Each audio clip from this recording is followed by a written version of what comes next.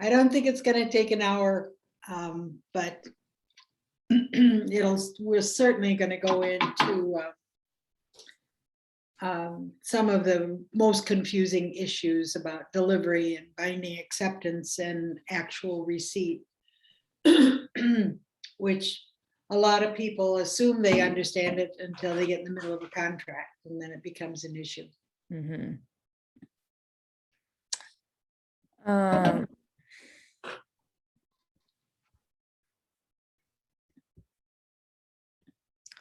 Well, I'm ready when you are.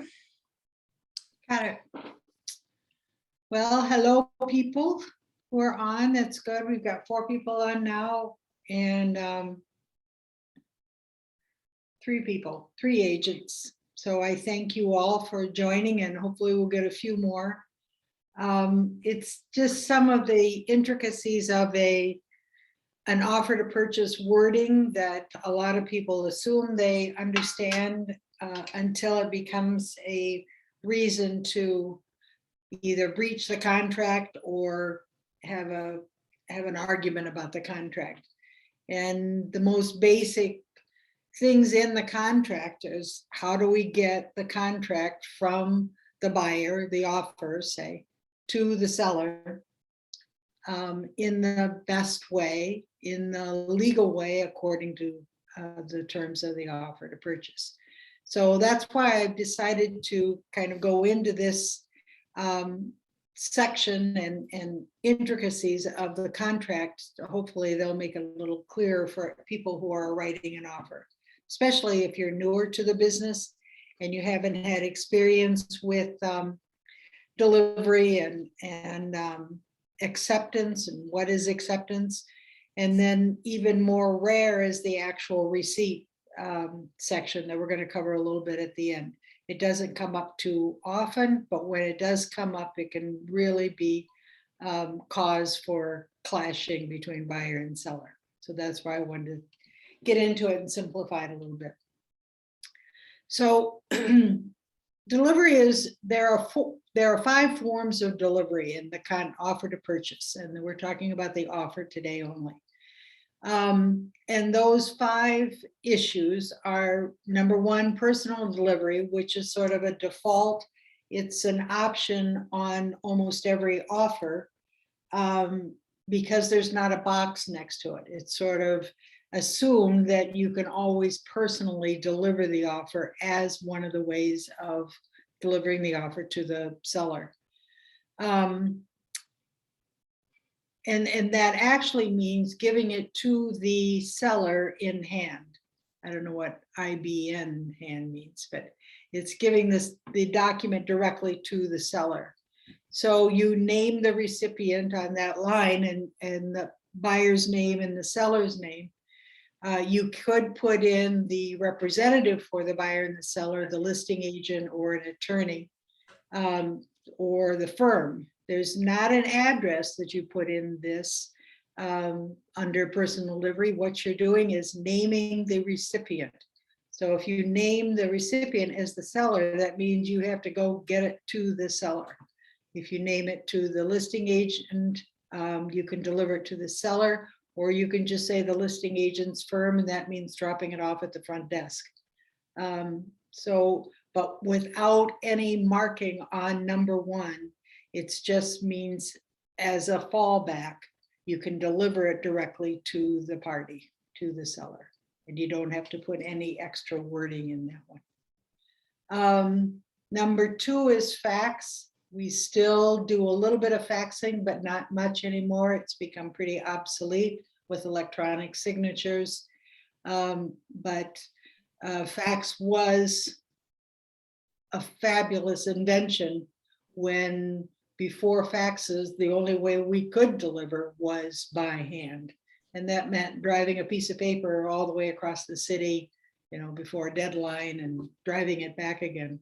So the fax was a wonderful way to deliver for a long time, but now obviously our electronic delivery is much better. So 3, you could, pardon me? I was just gonna say, I cannot imagine doing business that way. It's so frustrating. I'm sure it was. mean, you Sorry. just think of the amount of gas that we use to drive a slip of paper. The other way, number 3 is you could do it FedEx, and you could do it commercial delivery. I don't know if, I can't think of an incident that's been done unless it's done from one city, to another city. US mail can be done. And in that section, that's where you put the addresses of the buyer and the seller. So you're actually mailing it to them. You could put in the address of the firm if you wanted to, and have it mailed directly to the listing agent at that firm address. And it is considered delivered. And this is an incident that came up in a contract that I had at one point, that it's considered delivered by when it was deposited in the mail, not when it was received. So was one small area. But number 5, which is on the next page, is the actual most common way now that we do things, thank God, which is email and electronic delivery. So if you're going to use that, and with, as I say, the fallback of personal delivery, you check the box under number 5, and that's where you put the email address of the buyer and seller. Here it is probably better, more practical, to put the email address of the buyer's agent and the seller's agent, because those agents are then representative of the buyer and the seller. So in number 5, if you're doing an electronic delivery, include the email address of the buyer and the seller or the representatives of.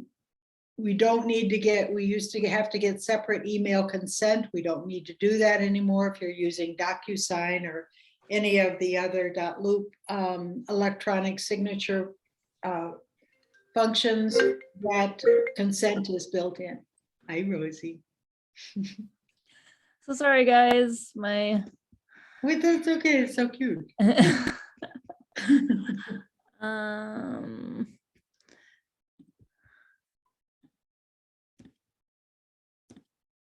Should be good. Resume share.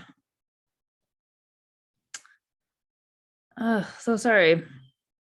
1 second. You should have her school picture. So anyway, in electronic delivery, it's wonderful because you can do it from city to city in the United States. You can do it from country to country. You can get that kind of response that these documents really deserve in a short amount of time by using electronic delivery, obviously, rather than personal delivery or email, or excuse me, not email, US mail. If the agent, you can go back to yes, there one. If the agent, and this is one of the important things, because when you are putting your name, your email address under electronic delivery, you are automatically taking on the responsibility of delivering those documents. And this is one thing that I want all agents to be aware of. By putting your name and email, not your name, your email address as delivery for electronic, you are responsible for the timely forwarding of the documents on behalf of the party, and that they are received in a timely manner. So that means if there's a problem with the document getting there a day late or not being responsible according to some of the dates in the terms of the documents, it's going to fall on your shoulders because you put yourself as a representative for delivery. And remember, delivery means delivery throughout the transaction on all the documents, amendments and notices, and all of those things are going to follow the terms of delivery that you have written in the offer to purchase right off the bat. So that means you as the agent, if you are the known recipient for the your buyer or for the seller, you are responsible for making sure that delivery is handled correctly. Because if it went to court and there was some kind of a lawsuit based on the fact that it was not delivered in time or something like that, that would be on the agent. So take that role seriously. A very good practice that I tried to follow all the time, and I appreciated agents who followed, and I think you would be best your reputation if you followed, is to always text the other agent the word received, that you received a document electronically. There's a lot of assumption in real estate, which there should be no assumption, but don't assume that that agent got it, or don't assume that the other agent thinks you got it. But send a text, just quickly, just send it. You can say, thank you, I received the offer to purchase, or thank you, I received the counter number 1, or whatever, or you can just put received, but it is well appreciated on both sides to have that practice be yours. Yeah, and likewise, texting to say that you sent the document over as well. Yes, it's another one. Most people, most agents, I believe, will be notified of a text before email or voicemail or anything else. Yeah. Most agents carrying their phone around with them, and usually most agents have some kind of a notification bing on them when they get a text. So it's probably the most responsive. So say you sent it, and then say you received it. So that's number 5 under electronic delivery. And remember, I just mentioned that form of delivery means it goes through the entire contract, the entire length of the contract. So now we're going to go to the part about acceptance and binding acceptance. So you've delivered the offer electronically to the listing agent, and when is it actually accepted? So it's accepted under the word acceptance when all buyers and sellers have signed one copy of the offer, or separate but identical copies of the offer. That usually doesn't happen anymore with electronic. Really just have the one electronic offer, but it stresses, I stressed in italics, all buyers and sellers. I get a lot of calls and saying, well, the wife signed, but the husband's, can't get back to it, won't be able to sign tomorrow. Is that okay? And generally it's okay, but it's not an accepted offer. We used to do it, say one spouse would sign for the other, and then the other spouse would come in and sign over that spouse's name. We don't really want to do that anymore. Both parties, if there are 2 parties as seller or 2 parties as buyers, all participants who are on the offer should be signing. And sometimes there has to be a little delay with that. Maybe sometimes it has to be a notice to correct that, sending a notice saying that the spouse has signed the offer to purchase as of such and such date. But when it is delivered back to the buyer, then that becomes the binding acceptance. So acceptance is all buyers and sellers signing the contract, but binding, and that's an important word for the length and endurance of your contract, binding is when it's delivered. So it could be all signed, but not sent back. That means that offer is still in limbo. It may be accepted with all the signatures on it, but it's not enforceable because it hasn't been sent back to the buyer. It hasn't been delivered. It is not binding. So in that period of time, when all signatures have been put on the offer and not binding, things can happen. People can withdraw. People can rescind their offer. Stuff happens in that time when all parties have signed and when it's delivered back. And I've seen a lot of stuff happen in that period of time when all parties have signed and before it was delivered back. So make sure that you understand the difference between acceptance and binding acceptance, and that means delivery. And going back to the first part of the presentation, it means delivery the way it has been established in the first page of the offer under delivery. What method is used. So you can't just fax it back if you don't have fax on the delivery options. You can't just put it in the mail back. You've got to follow the terms of the form of delivery you're going to use. So, and this is the stuff that happens in this third paragraph here. This offer may be withdrawn prior to delivery of an accepted offer. A buyer can rescind orally. They just call up the listing broker and say, sorry, we're pulling our offer. And they say, but everybody signed it, but it hasn't been delivered. In writing is preferred. And I think every time that you do rescind an offer, you should always follow it up with a written confirmation of when the buyer withdrew and what method they used. But orally, it's one of the only things I think in Wisconsin real estate where they will take an oral command as enforceable. This offer can be withdrawn before it's delivered back orally. So, and a lot of times you're talking about minutes. You know, this buyer, the seller may be ready to send it right back to the seller, and all of a sudden the buyer has found another house or decided they don't want to. And it's a matter of minutes before the buyer's agent calls the listing agent and says, we're going to rescind our offer. And they go, oh my God, I was just going over to the computer to send it back to them. But make sure that the time and date is recorded by a written follow-up. But that is the importance of the difference between acceptance and binding acceptance. Are there any questions about this? Or are there any times that you had problems with this on rescinding an offer? There's been a lot of rescissions of offers lately. There's been a lot of offers falling through lately, but in these very initial moments of an offer, there has been rescissions of offers.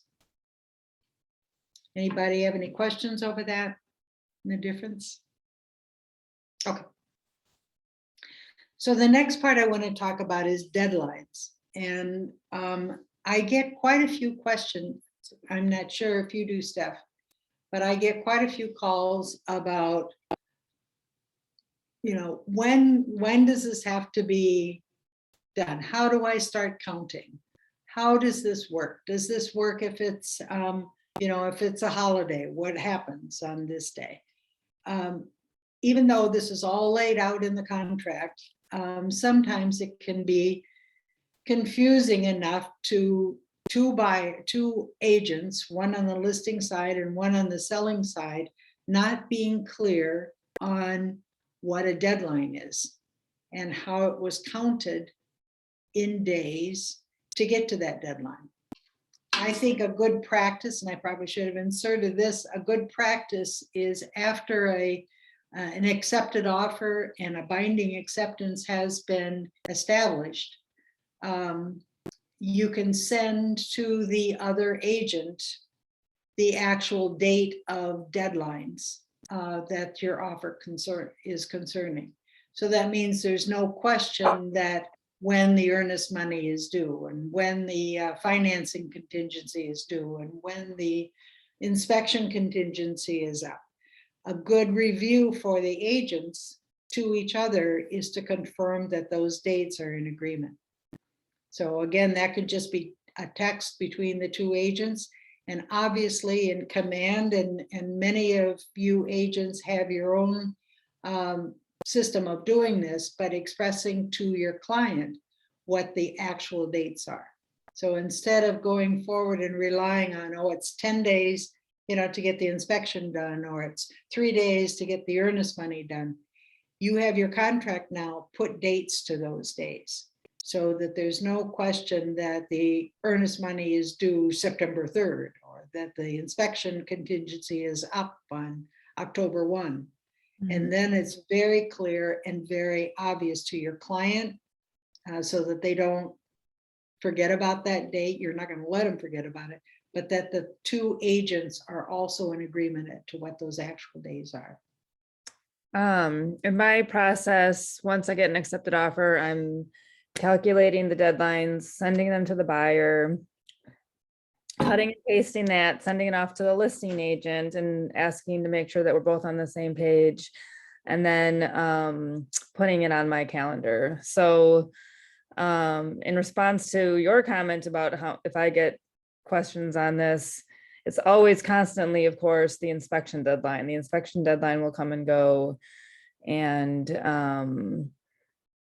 agents will come to me and let me know that they haven't come to an agreement on anything and the deadline has passed. And I think of all of the deadlines, that's the one that is the most scary when that obviously when that one's missed. So just want to reiterate to take a lot of steps and put these into your accepted offer processes to make sure that you know when the deadlines are coming, and that you are tracking and just building it into your system to look at your calendar ahead of time, to see when those deadlines are coming up.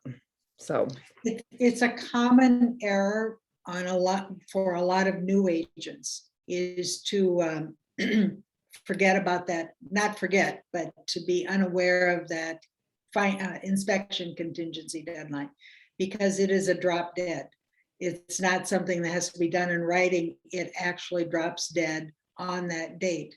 And a newer licensee may not have counted it correctly to that deadline. They may have not remembered the data or the days for that deadline. And once, as Steph says, once that deadline is passed, majority, and I mean the majority of listing agents will not forgive that mistake.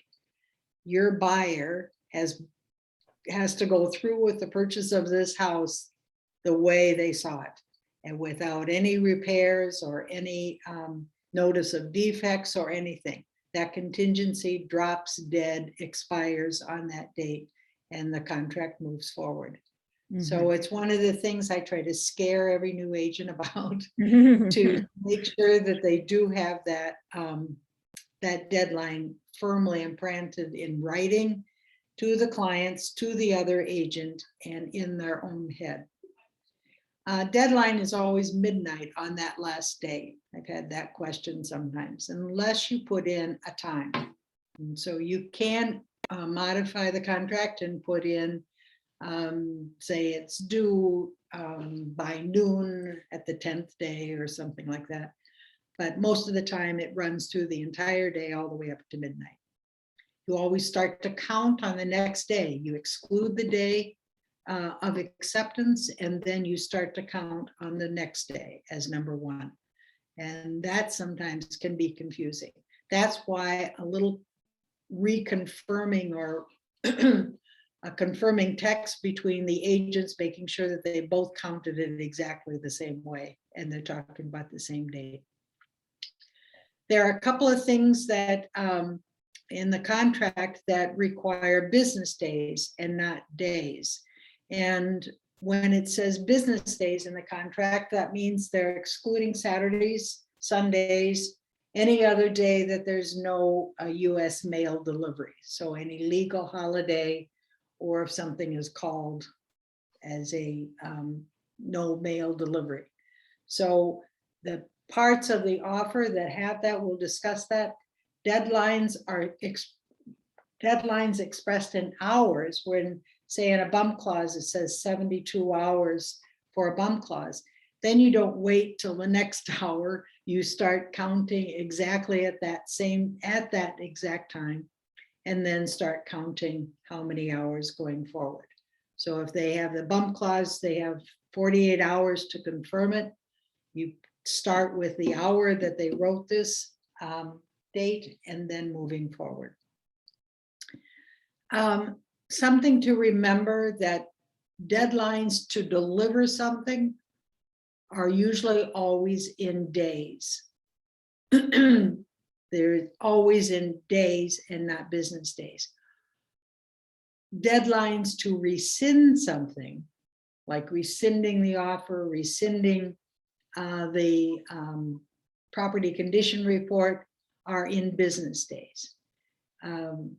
Days to rescind the condo docs is 5 business days, because you're rescinding the offer in 5 business days.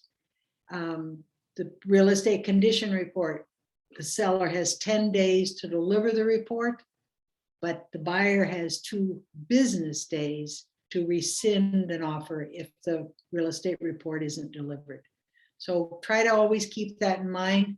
Deadlines to deliver are in days, but deadlines to rescind are usually in business days. So it's a good rule to remember when you are waiting for condo docs or waiting for a property condition report. Keep that in mind because sometimes you forget, are we talking about days or business days?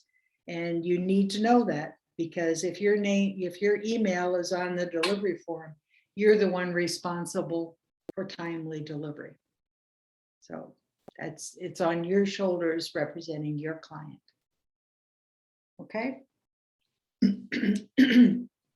Here was an example of that situation. And actually this has come up, in several phone calls to me about condo docs. And I actually have given the wrong answer reading this because when condo docs are delivered, pardon me, the buyer has 5 days, but excuse me, the buyer has 5 business days to rescind the offer if they don't like what's in the condo docs. They don't have to give a reason or anything. They have 5 days from the date that those documents are all delivered to the buyer. They have 5 business days to read them and consider, do we still want to buy this condo based on these documents? We have 5 business days to rescind. Sometimes a listing agent will put all the documents, condo docs, in MLS. So a buyer and a buyer's agent have access to the condo docs even before they write the offer. So that's what this example is about. A buyer actually received the condo docs on a Tuesday prior to drafting an offer on Wednesday. The seller is going to consider all offers on Monday, next Monday. Does the buyer's 5 business days right to rescind begin on Tuesday when they got all the documents? Because the buyer actually received the documents even though the buyer had not written the offer.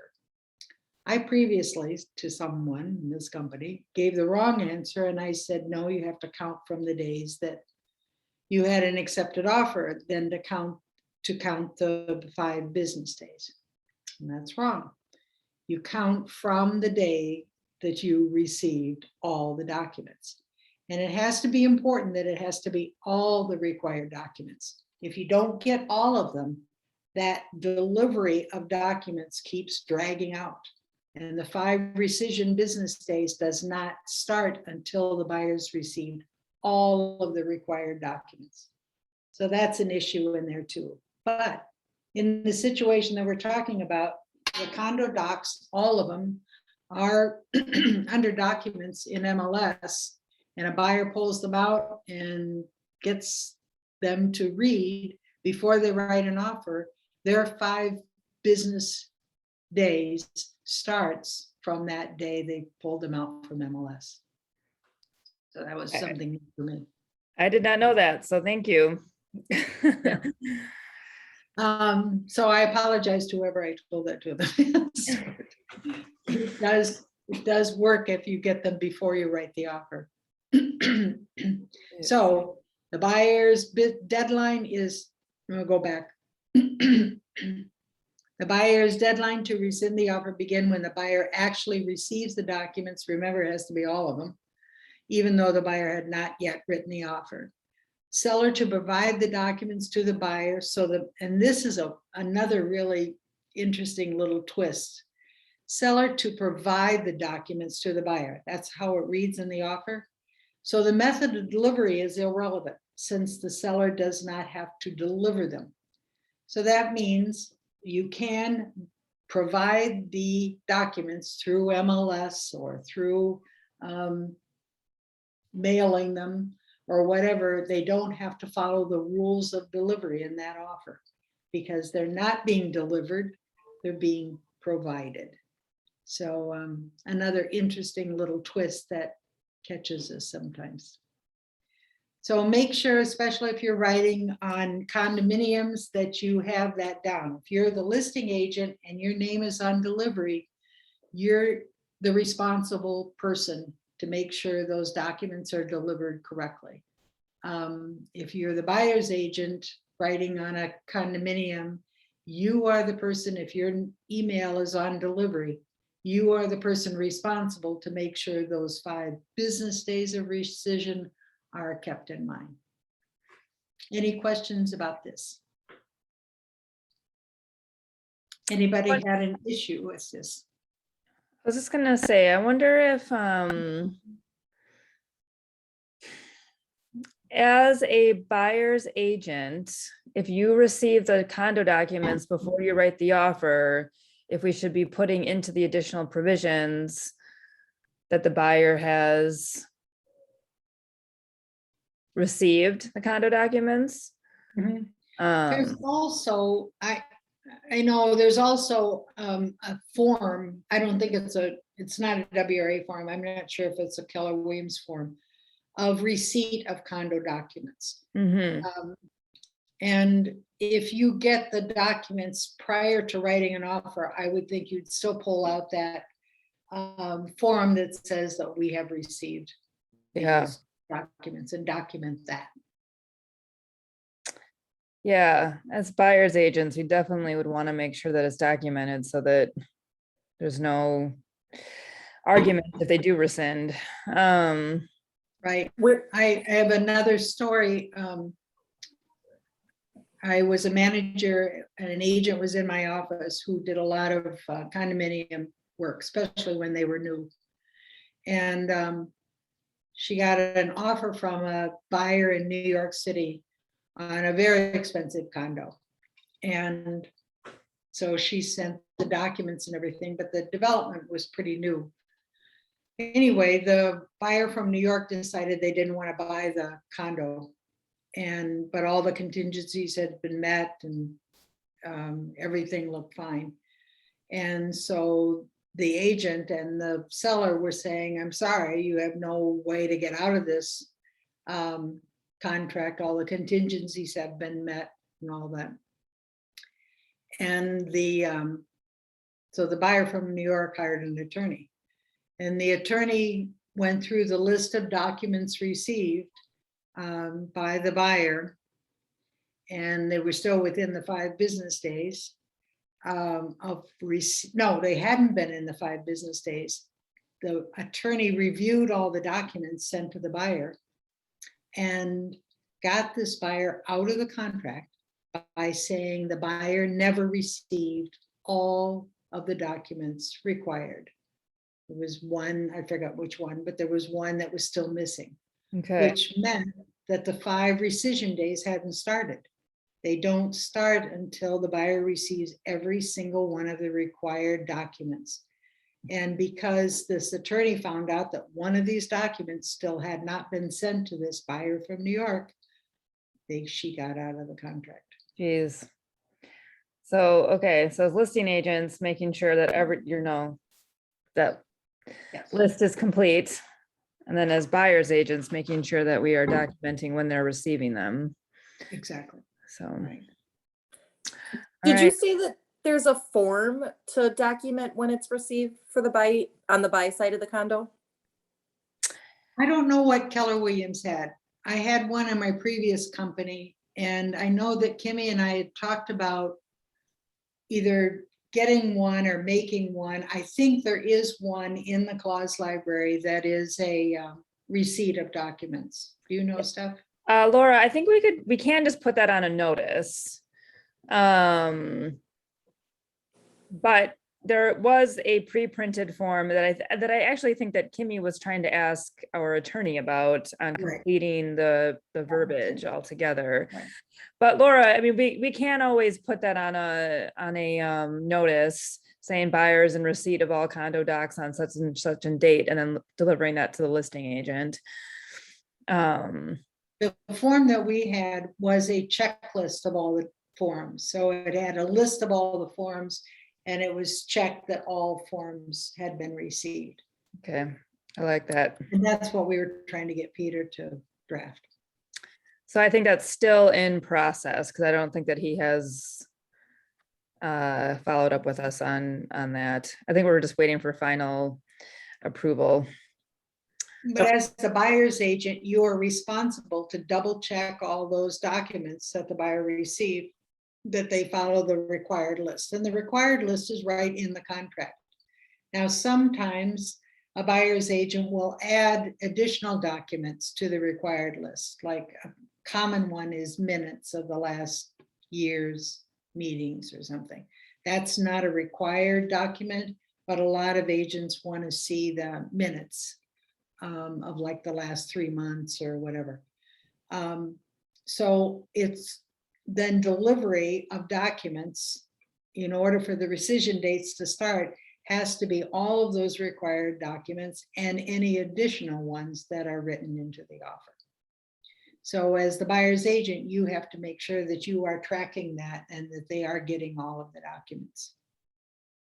And sometimes if the buyers change their mind and they just don't want to buy this place, that can be a way to get out of an offer. Mhm. Because you don't have to give a reason for that rescission. Okay. Okay. So the last part that I'm going to talk about is under actual receipt. And there are only 2 instances in a residential offer where we talk about actual receipt, but those 2 instances can be messy. And they can cause a lot of conflict sometimes back and forth between a buyer and a seller, especially with an uncooperating buyer or seller. Because when one party is not cooperating, that's when you have to turn to the words of the offer and follow the words in the signed binding offer. And then if that doesn't work, then you have to certainly call legal counsel.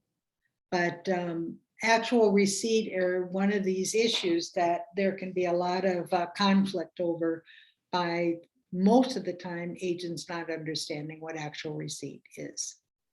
So the definition of actual receipt is very simple. It means that the party, not the agent for the party, but the actual party, the buyer or the seller, has the document physically in the party's possession, regardless of the method of delivery.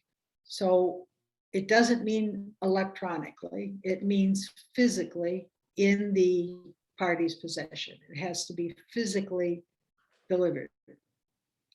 It can be electronically delivered and every other way of delivery per the contract, but it says regardless of the method of delivery, actual receipt means that the party, the buyer or the seller, has to be actually holding that document. And that document is usually in 2 places in the contract where actual receipt of a document rather than delivery is important.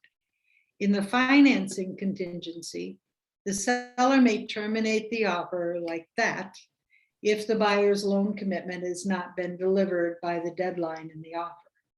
But the seller must deliver a notice of termination before the seller actually receives the buyer's loan commitment. So the buyer can say, I don't have the loan commitment, I don't have the loan commitment, I'm terminating the offer. But he can't deliver the notice of termination or the notice to say this deal is dead. He must deliver that before he actually gets physically the loan commitment. I know it sounds odd and it sounds too detailed, but I know for a fact when this has happened. And the idea is, because the seller can unilaterally terminate a contract if on the date of the loan commitment it's not there, the seller can do it. The buyer wants to stay in the offer, the seller doesn't, and the buyer knows the seller doesn't want him to stay in the offer. The buyer can quickly get that loan commitment over to the buyer. Excuse me. The buyer can get that loan commitment over to the seller before the seller actually sends the notice terminating the offer. And the buyer is still in the offer then. So there's a gap of time. Again, if you're the agent, your email's on delivery, you're responsible for that gap in time to make sure that this notice of termination can only be delivered when the seller is not holding on to the loan commitment. Okay, I've just confused everybody.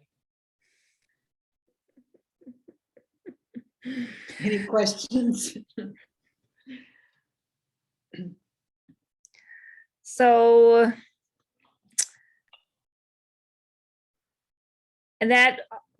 so I differentiate it between seller's delivery method, or whatever the delivery method is, as either the listing agent or the buyer's agent.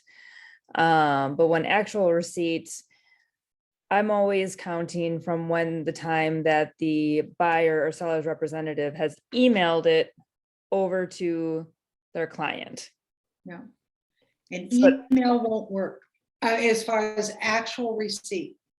So that's actual receipt means physically holding on to the document. okay. Okay, so then we should be,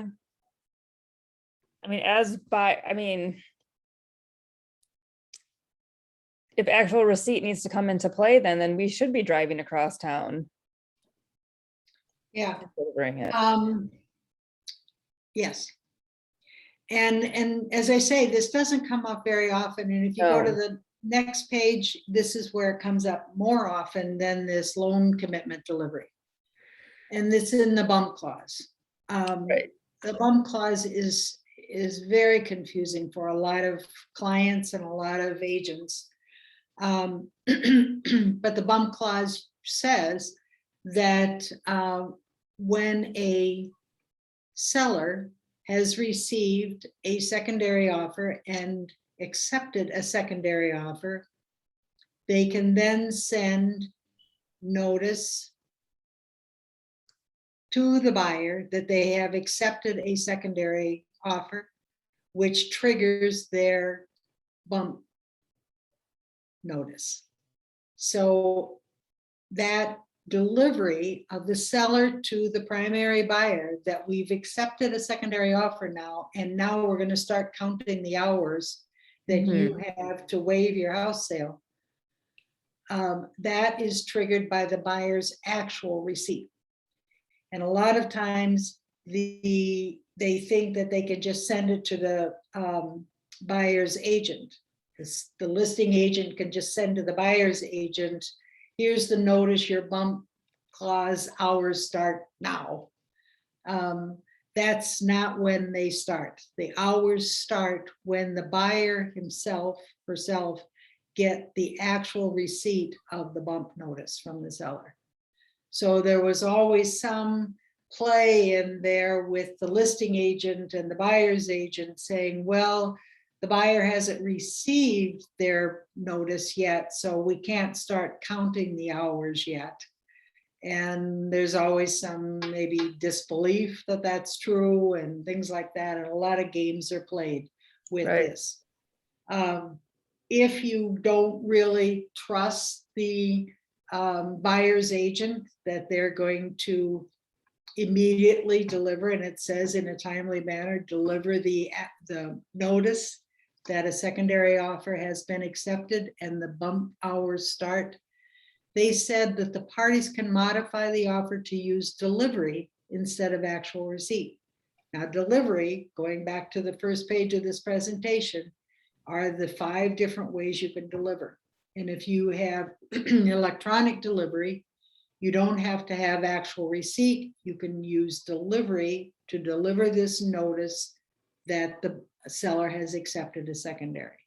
So this modification can be placed in additional provisions, and it should read, and I copied down the actual wording of this suggested modification.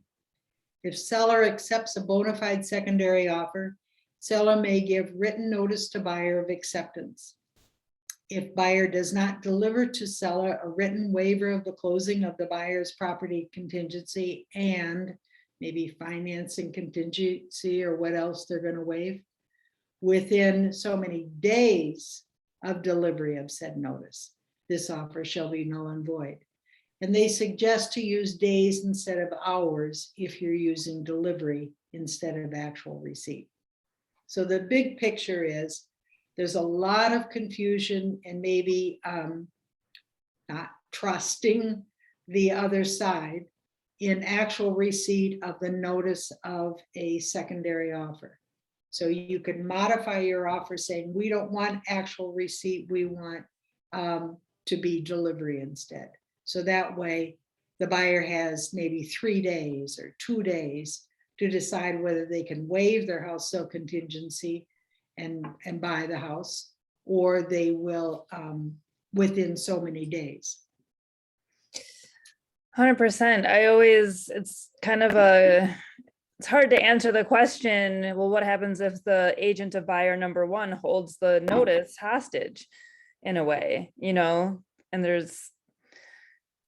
that's where the games can be played. All right, this is great. I'm going to, I know that I will be suggesting this to our agents for sure. Right. I think this is a situation where Steph and I can be a really good help too. There's a lot of considerations to take into effect to protect your client, whether they're on the selling side or the buying side in those situations. And make sure that you give us a call or the helpline a call to strategize what you want to do. But as I say, you can modify the bump clause to be days instead of hours, and it can be delivery instead of actual receipt. But make sure as an agent going forward, you really understand what actual receipt is and that it is different from delivery. Okay. Great.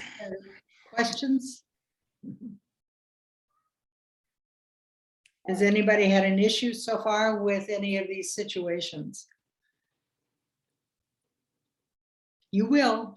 They will come up. The stuff is seemingly simple, but there's a lot packed into it. So it's all important to understand. Does anybody have any general questions? Can I ask another question off topic? Of course. I'm just curious. I've been blessed to be a real estate agent in the craziest market, and just would pop a listing up and get to review all the offers on Sunday. And now I have my first listing where we only had a few showings the first weekend, and inside I'm remembering to be patient. It's just not every home sells in 4 days. But then the other part of me is like, shoot, maybe we should have painted that one room, and maybe I should have staged, and maybe we need to just take it down and start all over. I guess I don't even know with withdrawing or expiring. Once again, I'm not there yet. It's been 4 days, but I don't even know how any of that even works, or what strategies, I guess, that agents use when, the home isn't selling, I guess, just to prepare myself. Right. Well, it's certainly going to be a new learning experience for a lot of agents that came in under this heightened competitive market. And then all of a sudden that there are more listings on the market, so it's not as hotly competitive. And you're right, Bridget, it's going to come up with new styles of negotiating, new new opportunities to service your, especially your seller. Because the sellers are still reading all this information about how great everything is and how everything sells so quickly and, $100,000 over list and stuff like that. So it starts with your listing presentation, your listing service consultation with buyers to educate them. And that making sure that they know the really current statistics in MLS, showing the trends. Maybe it is softening a little bit, showing them that. Maybe the prices are stabilizing a little bit. May mean they're not getting the price, the sort of accelerated price that they thought they would be getting. Maybe it means going back to comps that are maybe older than 3 months and going back to, well, you probably have to go back 2 years, but going back into the comps to see more of the growth trend. But I think setting your sellers' expectations for reality is important at this point, because they're still maybe months behind on what they're hearing in the public.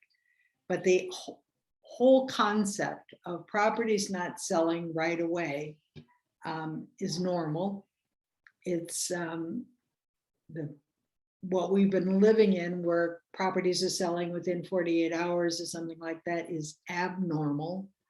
So you're going back to situation that probably takes about several weeks to get an offer, that the buyer and the seller can confirm, and it's going to take some negotiating with the seller to be a little more reasonable with what they're going to take.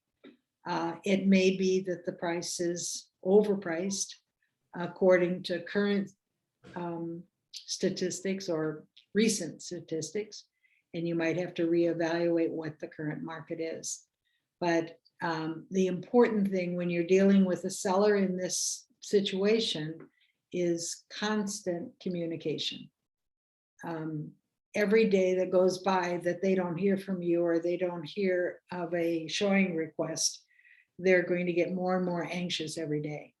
And the more you communicate with them, even maybe 2 or 3 times a week, is going to help your situation as their listing agent, because their frustration is going to grow, and then they will take it out on you.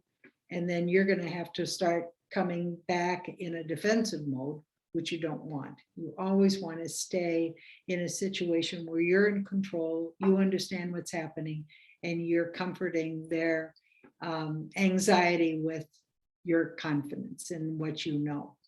So it's basically communication is probably the most important thing at this point, and then evaluating not so much what you should have done, but evaluating what you can do now. You can either lower the price or you can raise the value of a house. And raising the value of the house may be improving the curb appeal, or it may be improving a room that is too cluttered or needs painting or something. But always think going forward in that with your seller, either lower the price or improve the value. Steph, do you have That's anything? very helpful. I was just going to comment, and I don't know if this is the case with you, Bridget, but I don't know if you guys priced it higher than what maybe you had suggested. I know one strategy that agents will take if they are hiring, or if they're listing it for higher than what they had originally suggested to the client, they'll build right into the listing contract. If we don't have so many showings in X amount of days, or offers in X amount of days, that seller agrees to lower the price by such and such a date, maybe give it 2 weeks or 3 weeks. However, I think that, how high you're priced will inform how many days you're going to give it. But there are some guidelines on that. If you're not getting any showings, I would likely say that it is the price. The people are rejecting the price based off of what else they're seeing. So That's just a tip if you know, if you're listing it for higher than what you had maybe suggested, that you can kind of build those conversations in up front. And then I think you were asking about withdrawing and expire, you know, there are some agents who will, you know, let's say you do want to, you know, raise the value and take those steps versus lowering the price. People will withdraw it and they will expire it right before you are wanting to go back out live with it, so that you can regenerate a new MLS number and put it back into people's news feeds. You know, so if you're changing pictures after you know, paint that room that you were referring to, you know, that is a strategy that you can employ, is expiring it, then like within hours relisting it so that it comes back with a new MLS number and it's repopulating into those buyer searches. That is exactly, thank you so much. Yeah, those are all exactly what I was wondering about. So thank you both for addressing those. Yeah. Certainly. And then Nathan had a question. What was your question, Nathan? I just wanted to apologize in advance. My video camera is not working, so I do apologize about that. I am having a little bit of technical difficulties. But my question is, I just started working with you guys. I just got my license last week, and this is my first meeting with you guys that I've witnessed. Do I have to go through these meetings in a particular order, or can I just start coming on Mondays and paying attention? Like, is there a way that I have to do this, or is it fine to just kind of start jumping in? Just jump on in. Okay, thank you so much. Steph and I don't have any order. Oh, perfect. I was going to say, if you are hopefully attending Accelerator, is this your first week of Accelerator? Yes, my orientation is actually like in an hour, so I'm going to be going there as well. Right. Perfect. Okay, so then you'll have Accelerator with Kathleen this week, and you'll be introduced to contract training as you will be with productivity training and launch coaching. But then also a part of that is you'll be introduced to our YouTube channel, and there will be all of our trainings are recorded and uploaded to YouTube. So, you know, when you don't know what to do when you're first starting out, you know, you're going to have a lot of downtime. You know, we definitely suggest going back to those YouTube videos, and, you know, you can rewatch our contract training videos. You can rewatch productivity training videos, you know, but definitely tap into that resource as a new agent. So. Awesome. Thank you so much. Okay. Yeah. Thank you. Yeah, And I think Steph and I come up with topics for contract training based mostly on either something that we look forward to as like we did with the Code of Ethics, and we sort of labeled it as protect your reputation by really reminding you what the Code of Ethics are and how to deal with the public and clients and other realtors. So we did a series on that, but generally our topics come up based on probably our most recent calls that we get, our phone calls that we get from you, the agents, and what have been sort of trending issues, things that are happening in this current market. So because I've had a lot of comments, not a lot, but I've had a more than usual kind of comments on arguments, disputes, and issues in contracts going to delivery and binding delivery, and how do you count the days and everything. You know, we chose this as a topic for today, but because they're all recorded on YouTube, you can look at them in the order that is meaningful to you. Yeah. And back to Accelerator, for example, you'll be going over the offer to purchase this week and buyer agency contracts this week with Kathleen. And a natural next step for you might be to watch the videos on the inspection contingency, because we go through and we break down each contingency and go over those. So if you want more training on the financing contingency, there's a video for that, you know. So again, just definitely tap into that. Thank you so much. I really appreciate that. Yeah. That's very helpful. Good. All right. Any other general questions from anybody? Well, thank you guys for coming. Tell your friends. I know I learned actually a couple things today, so thank you, Joni. And Thank you. we'll see you guys. Yeah, and next on Thursdays, we have, Steph and I have 11:30 to 12 o'clock, just an open desk on compliance questions, on anything that you have, on frustrations that you might have with the contracts that we use. But it's really on anything. So we're available in that half hour just to chime in on a Zoom. And if you just want to listen to what other people have to say, please do. Yeah. Is that Zoom link in that My Market Center email? Because I think I was trying to jump on that the other week and it didn't have help desk listed for Thursday.